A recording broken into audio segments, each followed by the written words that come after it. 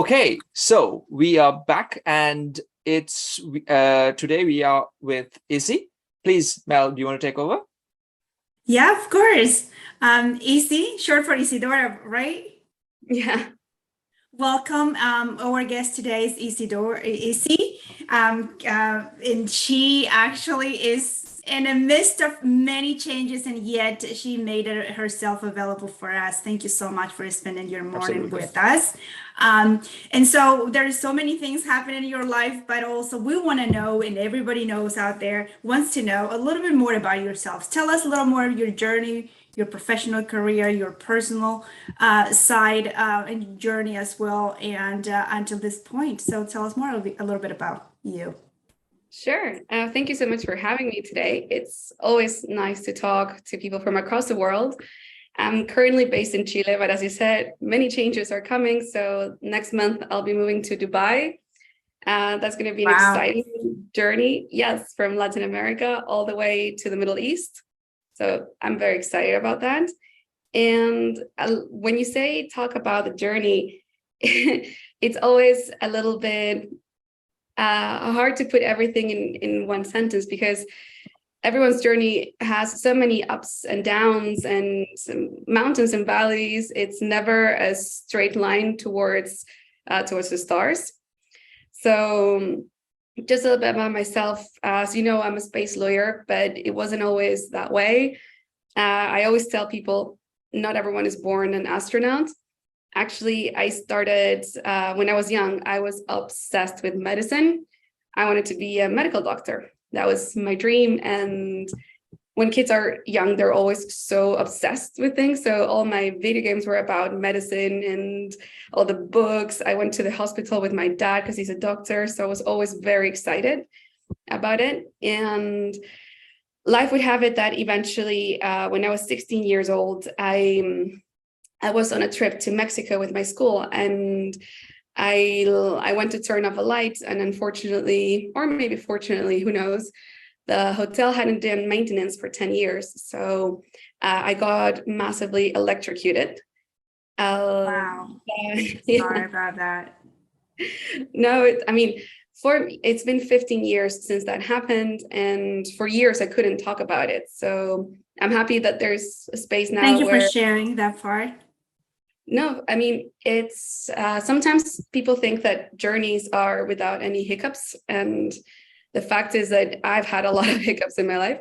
One of them was this electrocution, which meant that I was in therapy and rehab for 2 years. Fortunately, I survived because the current in Mexico is lower, and I could go back to my normal life. When I came back to Chile, they said that I was never going to be able to move my hand again. And even though this is a podcast, as you can see, I can. I regained mobility, which was against all odds and all predictions. Good but for you.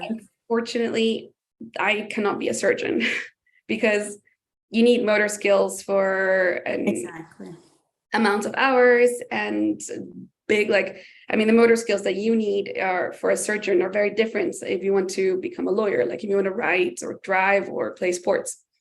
Right. So volleyball, tennis player, surgery, any of those career paths were blocked.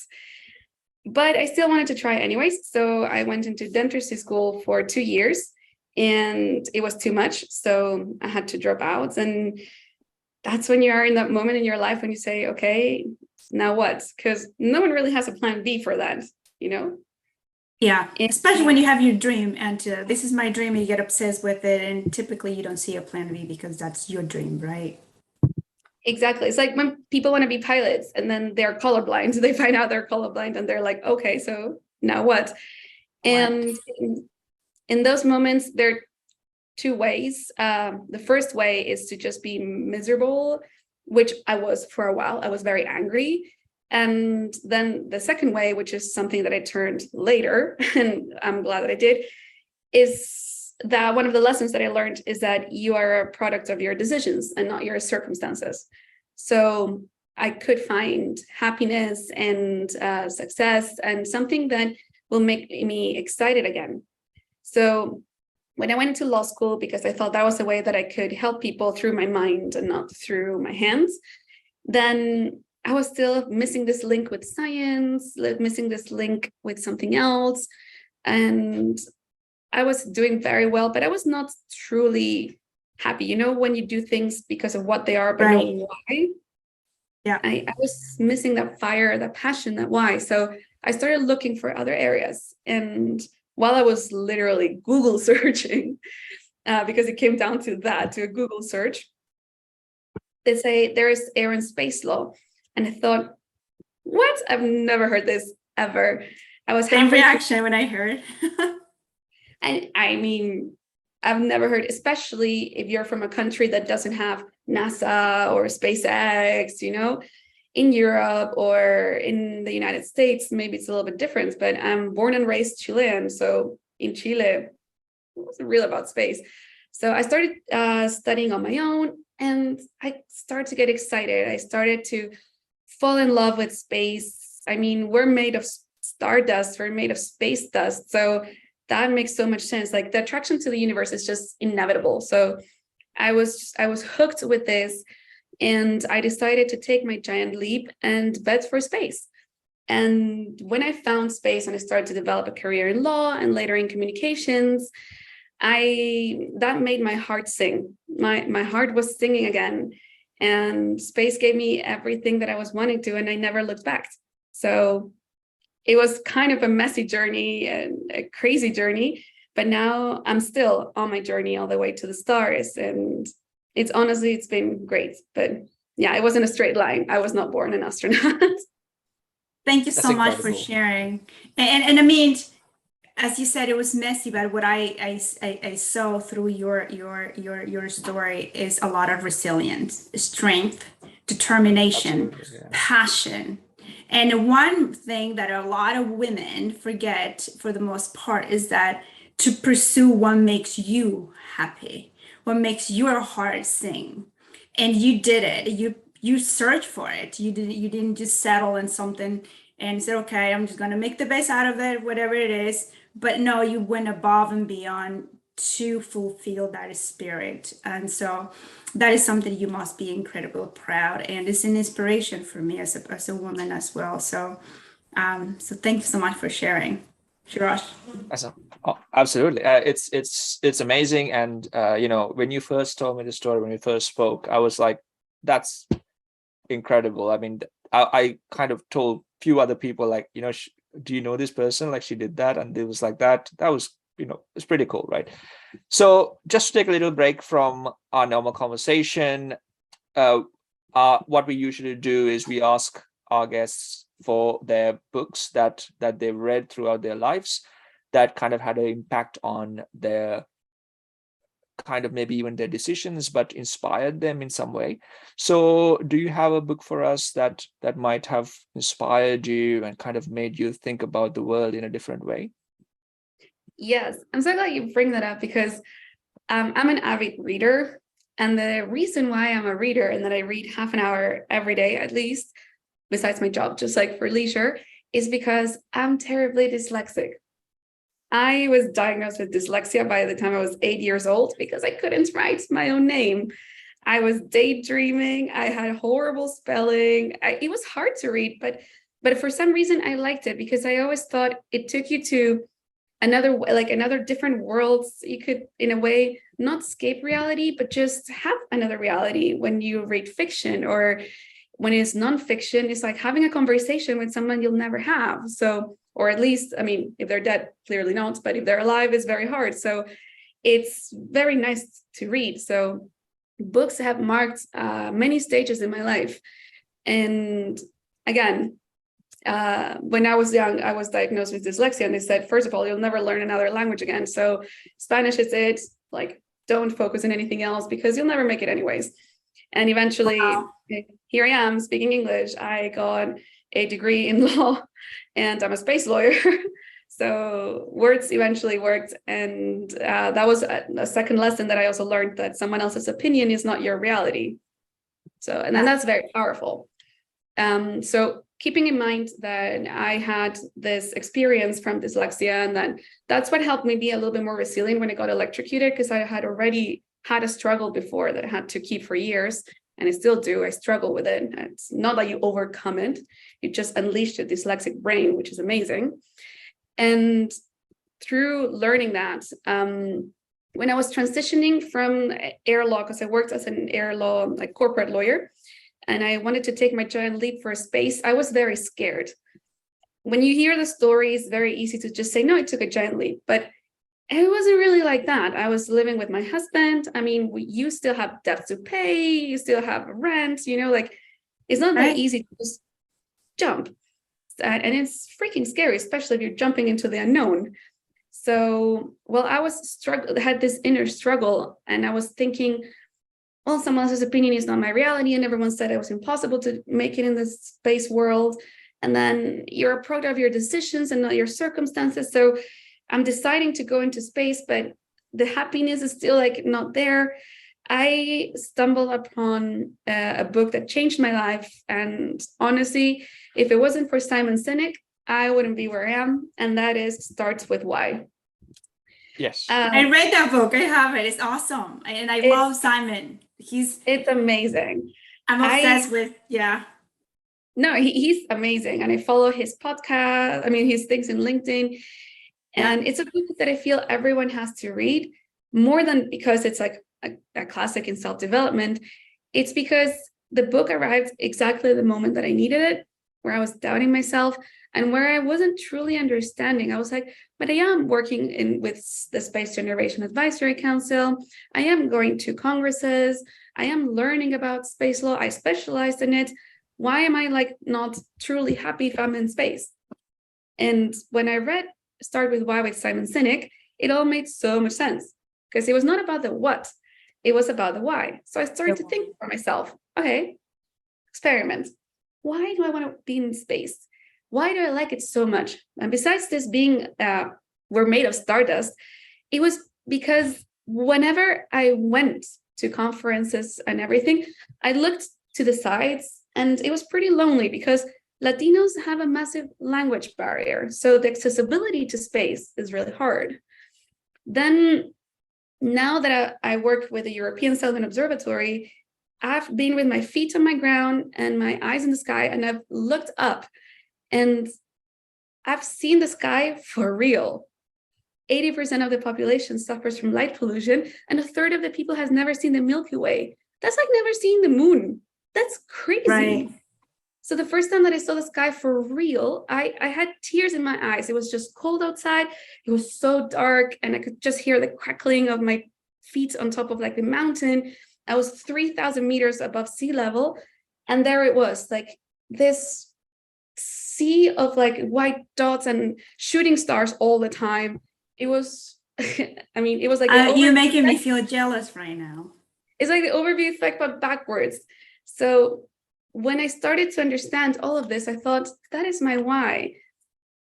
I want to make space accessible.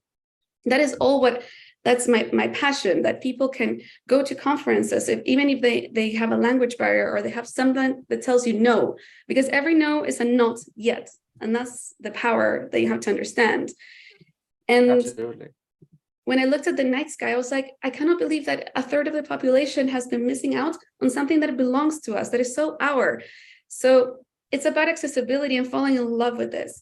So eventually I started, working as a space lawyer, but I switched a lot into communications, into working with like making space exciting for people, and that people want to bet on it, and that they say, you know what, I'm going to just take my giant leap, jump there. And when people say, I want to become a space lawyer, or I want to just go into space and I didn't, that makes my heart sing. When they just listen and they just like follow it, that is it. So that was my why. And then it all made sense. So I became a professor. I teach space law and international law to inspire the new generation. I work in communications at ESO because I want to communicate space and dark and quiet skies awareness.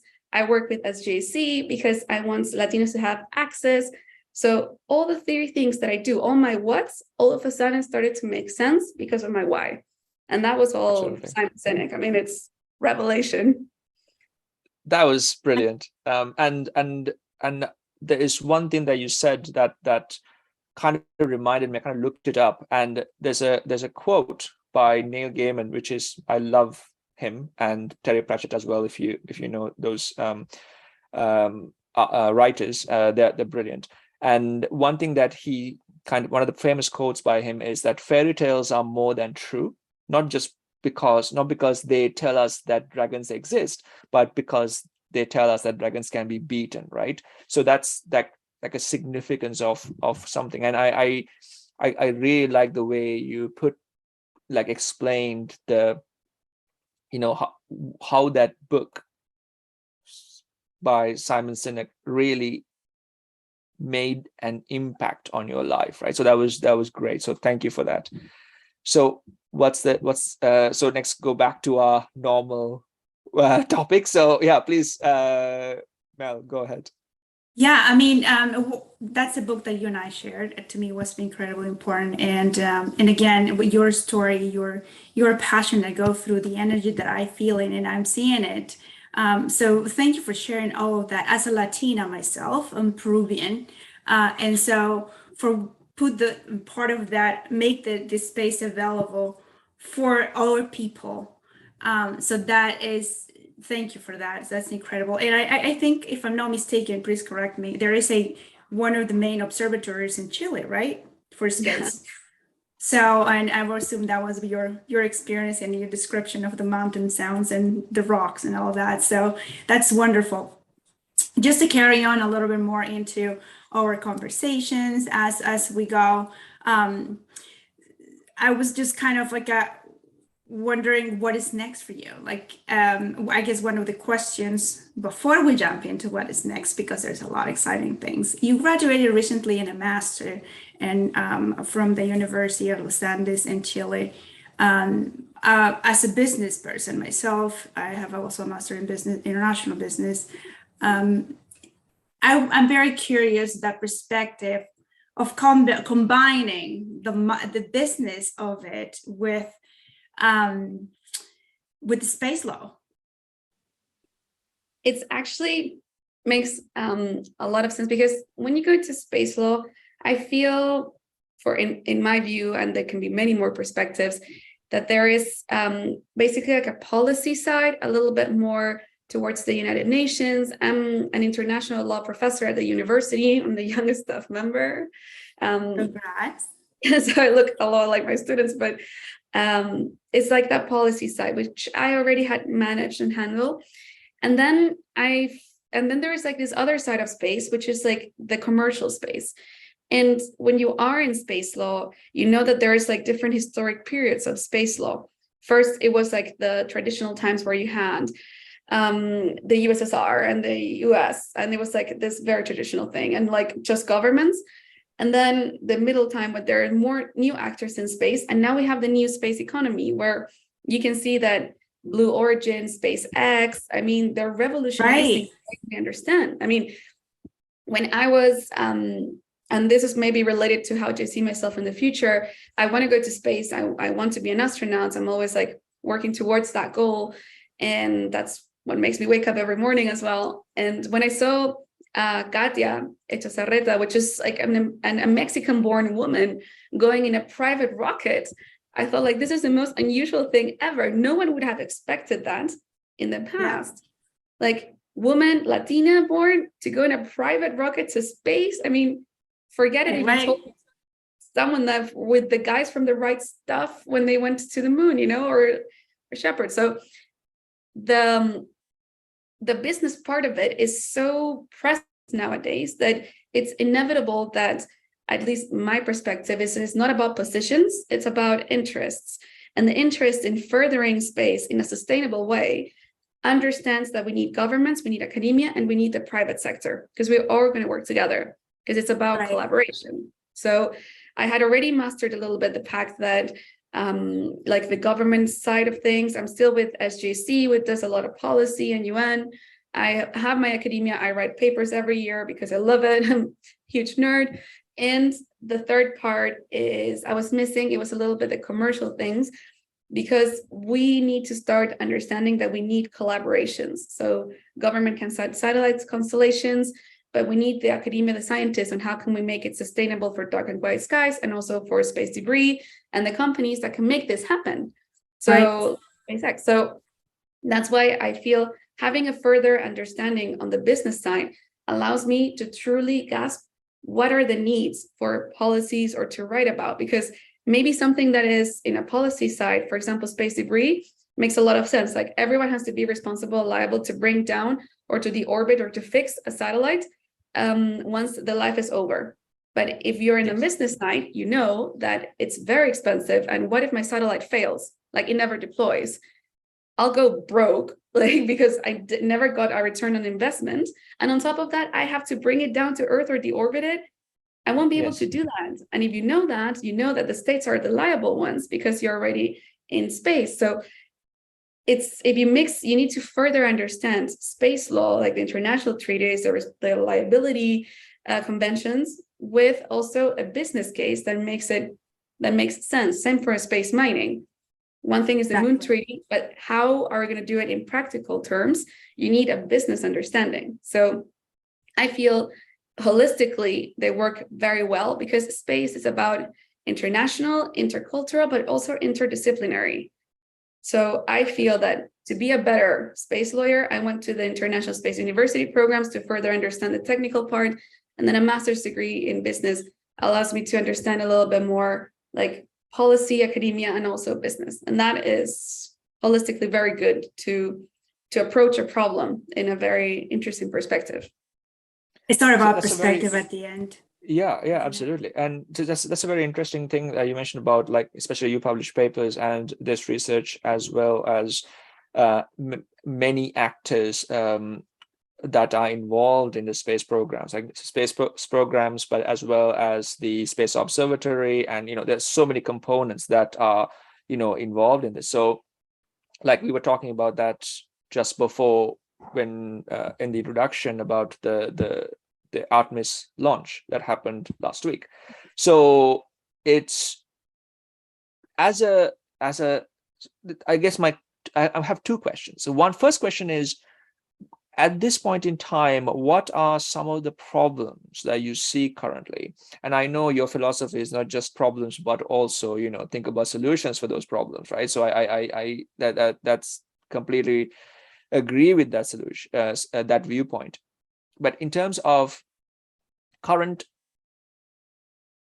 I would say, ways to improve, what are the problems that you see right now in research, and very specifically space-related research, maybe in general, but at the same time in Latin America, not just for the research, but also for the researchers, right? So, for example, are the researchers in Latin America doing the research getting the same kind of recognition as, let's say, for instance, somebody from Europe or from United States, for example? So do you see this kind of disparity in Latin America compared to if you were to do research, because you were in the United States as well and in other places? How do you see that? It's a difficult question, because I actually encountered that problem myself. Like, I've never lived in the US. This is my first time moving, and I went from Chile to Dubai. Oh yeah, okay. I've never lived abroad. It's just like when I was in an American school, and when the teachers told me I would never learn another language, I took it to myself. I'm going to speak what could be considered perfect English as a second language. So mission accomplished. Thanks. So I have no relationship with the US or anything. But I do think that it's not the same. And it's because, as I said, when I was going to the International Astronautical Congress, to the ISC, Latinos represent a very small community, and that's because we have a language barrier. And we have a very important gathering, a congress as well, in Latin America, which is called the RELACA.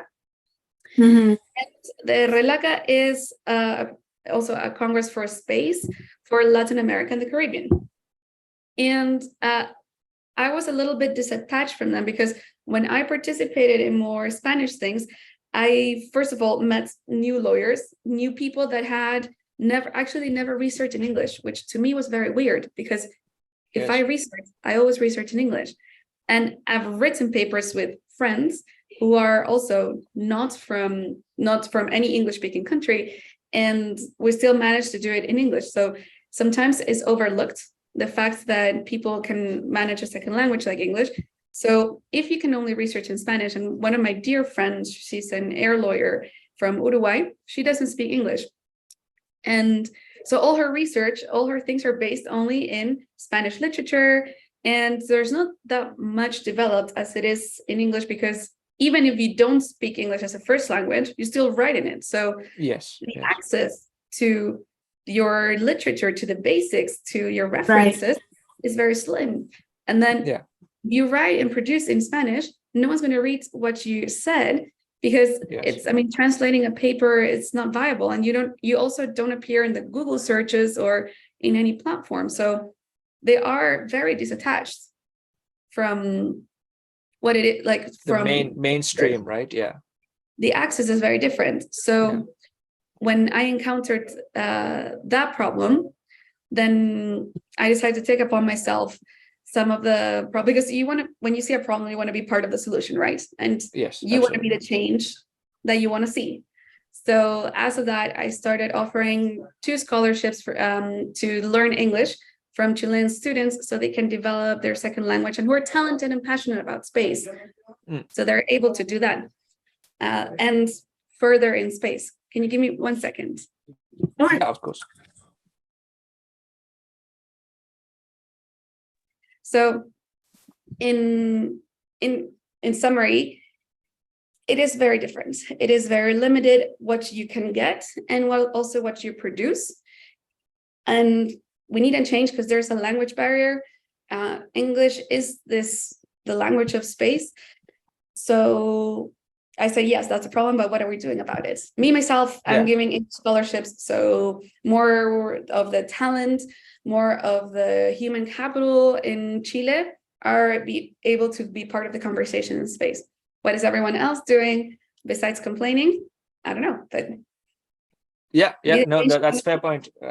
So there's another point that we mentioned just before, at the very introduction, is that NASA have come up with this incredible ambitious project to go to Mars, and they know that in every step of the way that there could be a failure, there could be something catastrophic that could completely derail the program, right? That could happen, but they are taking mitigative actions to minimize these risks. But at the same time, this could happen.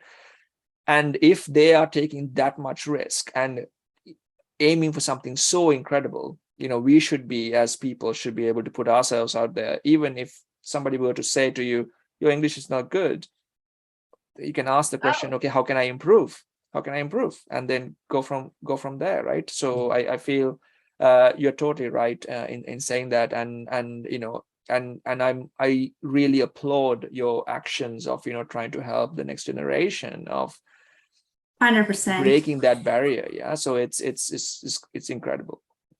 So I mean, when you say fail, that's very important, because space is very tricky. It's a double-edged sword, because when you go to space, you many times do not, like the James Webb Telescope, you can't really test it on Earth. We have one chance. Exactly. And the test is literally like the one chance. So sometimes NASA had the philosophy for many times that like we can't fail. There's failing is not an option. Whereas some other people say it is an option, and actually it is part of the journey as well. Sometimes there are moments that you can't fail. Like, for example, in the Apollo 13 mission, failing is not an option. We need to help them. We need to bring them back to Earth safely. But when you are, like, for example, in Earth, and there's a controlled risk, and I would say control risk, fail is just an acronym for first attempt in learning. Yeah, that is 100%. I'm with you on that one. I just think that is the case. So my journey has been built on failures all the time, and that it's fine. And if people, sometimes of course I make mistakes, and I speak broken English in many ways, and I can like maybe I don't use the verb tenses how it should be. Honestly, I don't care because as you say, I'm putting myself out there and you're trying, and that's the thing. First, fail, first attempt in learning. And second, it's not about, and that's something that everyone tells me like, oh, but then you just throw yourself there because you fake it till you make it. I hate that. That was the worst advice I've ever gotten in my life. Because it's not about, first of all, it's not about making it. It's not like you're going somewhere or making something. You just have to, it becomes deep within. It comes from becoming the person you have to be in order to follow your strategy, accomplish your role, your goals, and fulfill your dreams. So it's not about making it, first of all. It's Nor about faking it, right? And because you have to become something, faking it is so hard. I tried so hard to be a shark corporate lawyer. Doesn't work. I'm not like that. I'm a dolphin. If you molest me, I'll bite you. But usually I'm like playful and like more bubbly, and I'm not a shark. So faking it is so damn hard. And also there's so much value and talent in people. I know everyone has like a beast inside because they say there's people who are gazelles and lions. I think there's also people who are just beasts because gazelle runs from the lion. The lion only moves when they're hungry.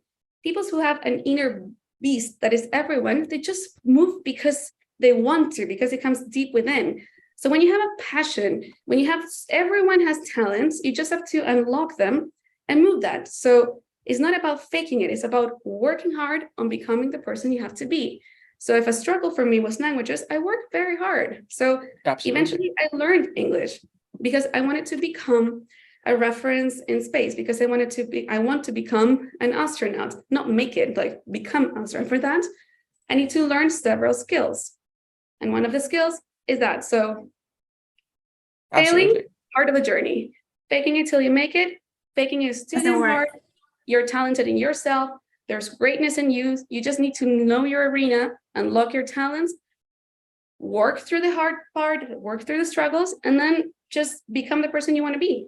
So absolutely part of the journey. And yeah, this is the difference between the anti-fragile versus, you know, resilient that we were talking about that the last time we were speaking. You know, that's quite incredible. So if anybody is interested, there is also a book called An Astronaut's Guide to Life on Earth, which is by somebody called Chris Hadfield. Commander Chris Hadfield. He became quite famous recently, well, a few years ago, when he sang the song by David Bowie in space. So it was pretty good. I recommend that book as well, which is quite cool. So Mel, what is our next? I was just curious, just to follow in the same pattern of your inspiration to others, helping the community, and like for instance giving those scholarships for English and so on. I would love to give you the opportunity and a platform for you to share one of those use cases without breaking any confidentiality, but one of those cases in the space law that it was really the mark or what's important or more relevant to you, just to share out there what a lawyer does in that space and to inspire others to explore the career. What would that be? So there's, again, this like two parts of being a space lawyer. I mean, three actually. One is full-on academia.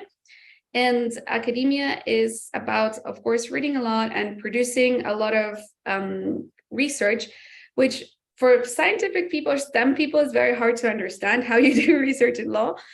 But there's a law science, and about that is to gather everything that we have done and to reformulate it and adapt it to what we're doing right now. So the law always comes after science. We're always falling back because it's hard to anticipate every single move. So what you do as a researcher is to grab the laws, the treaties, the policies, the national laws, bilateral agreements, Artemis, or whatever you have, and see how we can suit it and better use it and better regulate for the future. For example, with space debris or space mining. Then another part, as you can do as a lawyer, is to just go full on international law and policy or national law and policy. So now, for example, I am part of a group of the Chilean Space Association that is going to consult with the government so they can further understand how you can have to do space policy. And for that, we have an interdisciplinary team. So also for academia, if you're writing papers, it's great to write papers in an interdisciplinary way. Have someone from a space lawyer and have someone from the technical side to really understand the problem. And when you are in policy, you can go either international, so you can go to the UN, to UNOSA, COPUOS, or just be in your national country. And a great way to begin this, because everyone tells me, oh, but there's no space sector in my country. Well, in Chile, neither. And the best way to predict the future is to create it. So use platforms like the Space Generation Advisory Council, SJC, and then you're going to get there. For me, it was really hard, but I got there. Thank you, SJC.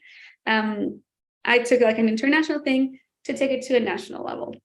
And then the third part is to be full on corporate lawyer, because I think more of a solicitor, like barristers, like still not a thing because we don't have that many like space courts, but we will have. But now, for now, when it comes to companies, is a corporate lawyer, and that's very similar to what I did with air law, but for space. So Okay. if you're a corporate lawyer for example, leasing agreements from aircrafts, now it would be for spacecrafts. Or if you're working, for example, in any satellite companies, everything you have to deal with, non-disclosure agreements, to powers of attorney, to inscribing like companies, registering them, or doing any service agreements. So anything that is truly legal from like contracts point of view, you're going to do it anyways. And we need everything in space. So even if you are a lawyer that is interested in HR, great, we need that. Literally any profession of the future is going to be related to space, because that is the fifth industrial revolution. So if you want to be a designer, excellent. Design things for space. Nutritionist, excellent. Clothes designer, we need astronaut clothing. So any profession, including law, is going to be directed in that way. So those are like the three ways that you can go through space. That's amazing. That's amazing. Thank you. I mean, and for the youngsters out there, they're wondering what I'm going to do, or then that you are in that time where really you don't know what to do. That's another option for you can explore. And definitely, like Easy said, this is something that's going to be there, and it's growing. So we started our conversation with a lot of excitement, and so tell us what is next for you. What's next? Well, that's an also tricky question. Oh, before I can jump into that, just two comments I want to say, like there's so much things, and the youngsters are so much out there. The day before yesterday, I was having dinner with one of my friends, and she doesn't like metaverse or technology, and I'm like the complete opposite. I know it's dangerous, social media, metaverse, but I embrace it because I think there's so much good that can come from it. And she was like, oh yeah, but if we have artificial intelligence, like what are our kids going to be? Like what jobs are they going to have if they can't be like a lawyer like us or a psychologist? I don't know. And I just replied like, well, I don't know, intergalactic operator. Like there's so many jobs. Like if I actually, good Latina family, I met my great grandmother. Okay. She passed away a couple of years ago with 102. Wow. And trust me, she would have never imagined when she was young, I'm going to have a great granddaughter that works in space, because hello, there was not even space there. It's Sputnik hadn't even gone there. So, and to work in social media, which wasn't even created. So even by the time I was born, what I do now didn't even exist. So rest assured that if you specialize in anything in space, you'll find a job in the future. Trust me, it's the fifth industrial revolution. You can't go wrong. So with space, just go for it. And if it doesn't exist, it will. That's a great message. And what is in for me? Well, that's the thing. Like now that I'm moving to Dubai, I'll stay working on a part-time basis with the European Southern Observatory in communications. But many of the things that I had already here, I'm wrapping them up. So I'll have a blank canvas. And that is very nice, because you don't have that many opportunities. Of course, the classic, we say we're going to Dubai, classic, you get all the job offers that you were always hoping for. And I was like, Okay, so I worked very hard in Latin America, and I said, but I already made my decision, and you just sometimes have to say no because better things will come. So Yeah. I'm wrapping there, going to Dubai, and I have a white canvas. And the cool thing about a white canvas is that you can paint whatever you want in the style. Sky is the limit. Sky's not the limit when there are footprints on the moon. Exactly. That's what I was saying. There's no sky for there's no sky, no limit there. Oh, that's I knew you would say wonderful. that. Yeah. White canvas, work on myself. And again, my dream, which is I have a strategy now. So a goal is to go to space and become an astronaut. So I'll continue to work on all the skills that I need to do that. A great book that you can use for this is, besides Simon Sinek, is that Darren Hardy has a book called The Compound Effect. Yes. And Darren Hardy has, besides that amazing book, he has so much online free like material and things that you can use to start really like unlocking your career and starting to be, as he says, #better every day. So I'm following Darren Hardy because in my eyes, he's very successful. So I'll take his advice and continue to do that. And now explore, jumping That's again. Wonderful. That was actually, you answered where the next one of my next question was, just to kind of start wrapping up our session today, is that what is your current book? What is the book that you have in your hands, your 30 minutes a day now? Now I am reading Made to Stick. Tell us a little bit. Because since I had already read a couple of books before, and so because I say that there was always like some core books for self-development, and to read it in a certain order, which would be start with why, then I would say How to Measure Your Life. It's also really good. And then The Subtle Art of Not Giving a Fuck is also really good. Love that one. Yeah, and if you read in that order, everything, you start with your why, so you understand why you're doing things. Then which are the things like, how are you going to measure literally your life? Like, what are the things that you're going to say yes, how no? How are you actually doing yourself? Because we are, which is another really good book, Predictably Irrational. We are very rational. So how are you going to do that? Then, as The Subtle Art of Not Giving a Fuck, it says like there's so many like fucks that you can give. So how are you going to start discriminating? Because everyone juggles, but we have crystal balls and rubber balls. Rubber balls can fall, they'll bounce, you'll get them back. Rubber balls can become crystal balls, but crystal balls are the ones that you never have to drop. So those are, and you'll always juggle. That perfect, like, no, you'll always juggle. Just make sure to drop the rubber balls, pick them up, and never drop the crystal balls because they'll break. So The Subtle Art of Not Giving a Fuck kind of guides you that way. And then The Compound Effect is what really jumpstarts like your engine. This is all about self-discovering and what you're going to do. And then with Darren Hardy, you can really take on and just start executing. So one of the things he says is that you have to develop certain skills. And the skill that I picked to start developing a couple of months ago was storytelling. Since I like communications, I thought storytelling is a very important skill. So I already read Talk Like TED, then, which is very good if you want to do storytelling.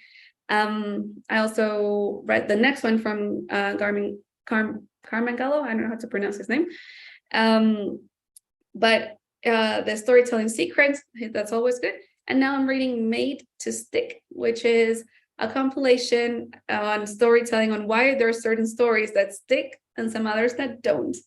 Even if why fake news travels 7 times faster than normal news is because they have this component. So I'm learning on how to make a story stick. No, it's awesome.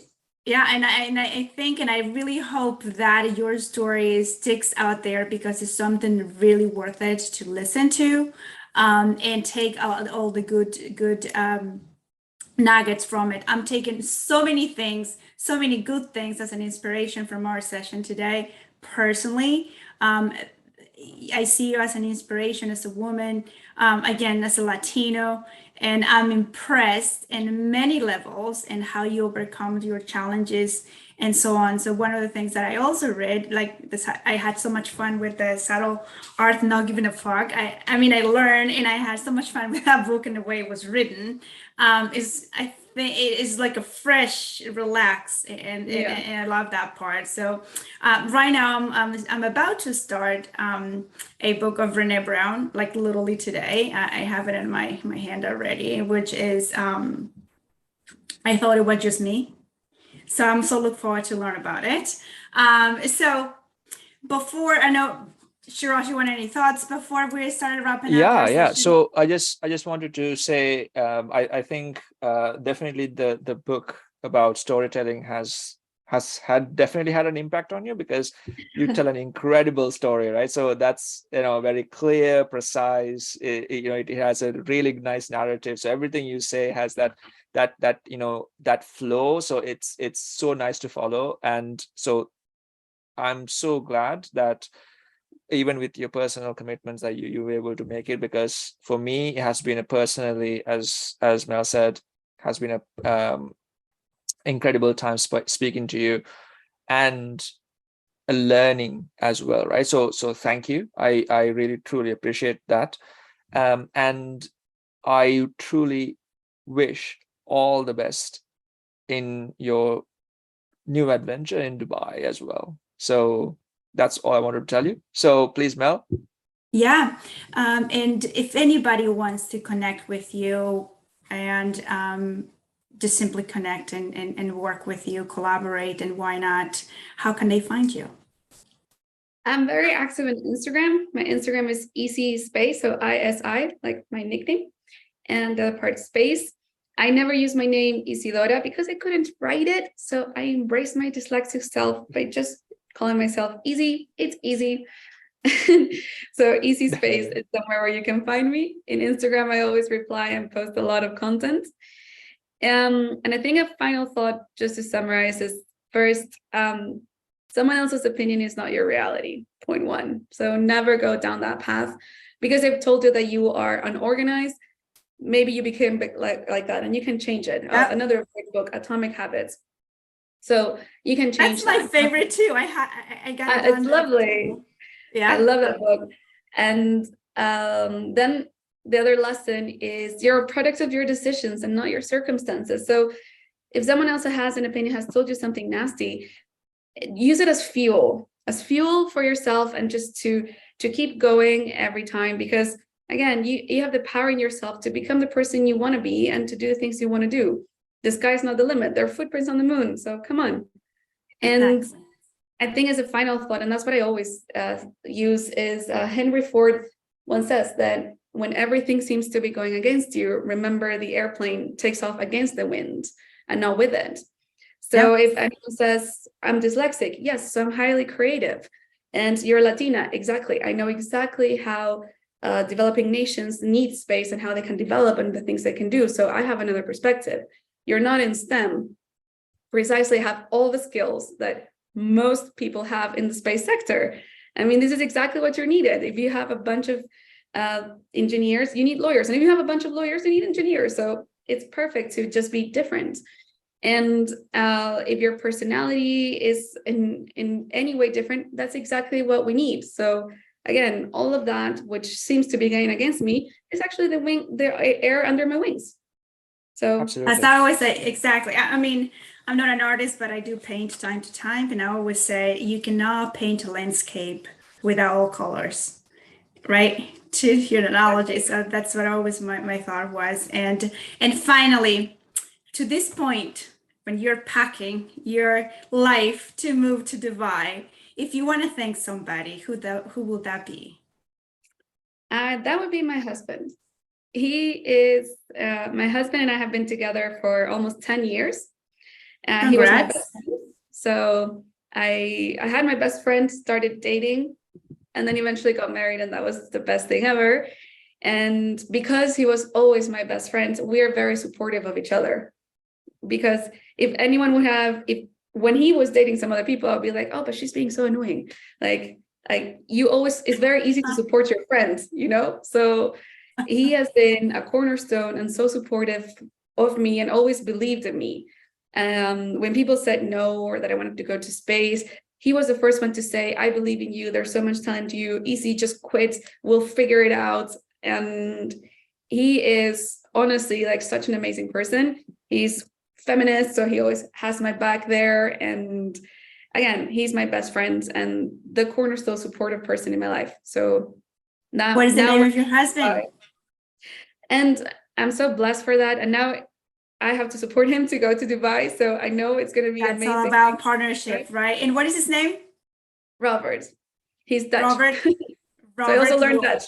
Oh, fantastic. Robert, you are a blessed man. You have a wonderful woman next to you. I'm sure you are. So you are. So for me, thank you so much, Izzy. That was a delightful time of my morning and Saturday morning to spend it with you. Trust me, I learned so much from you. Oh, Thank you so much. Thank you for having me. It's And great. just to add to it, all the information, the books, how to contact AC, all of that will be available in the show notes that we published and will be available. So and I will share that with you as well. So thank you very much.